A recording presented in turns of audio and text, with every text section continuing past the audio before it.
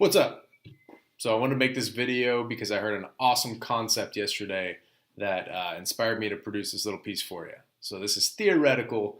There's no like actionable information in this. You can apply it to different areas of your life once again, but this is just super cool. Really think about this. So this is about intensity versus consistency, or you could say sporadic intensity versus consistency. This is something that I see with so many people, and it's fascinating how many people struggle with this dichotomy. It's a cognitive dissonance thing, bridging. An inability to bridge the gap. But basically, let's just use nutrition as an example. And let's say Fred has a cheat meal scheduled for Saturday for lunch, right? He's going to have Korean barbecue.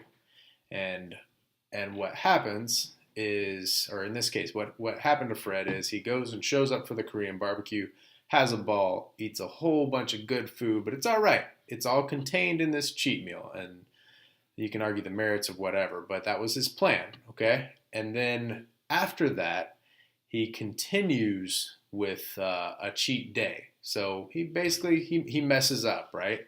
He goes and has some drinks, and then for dinner has fast food. Even comes back home and tops it all off by crushing a bag of chips or a couple of bags of chips and some sweets. So anyway, so he screwed up. Fred screwed up, right? Everybody screws up. It happens. But what he tends to, or what he did afterward is the next day on Sunday, he punishes himself by just eating very, very, very little, and he goes to the gym and does like 90 minutes of cardio. When his plan, that was not even close to what he had planned. He overshoots big time and tries to be intense to make up for the mistake. And long story short, he was obviously better off going 3 separate days and doing 20 minutes, because let's just say that was his original plan.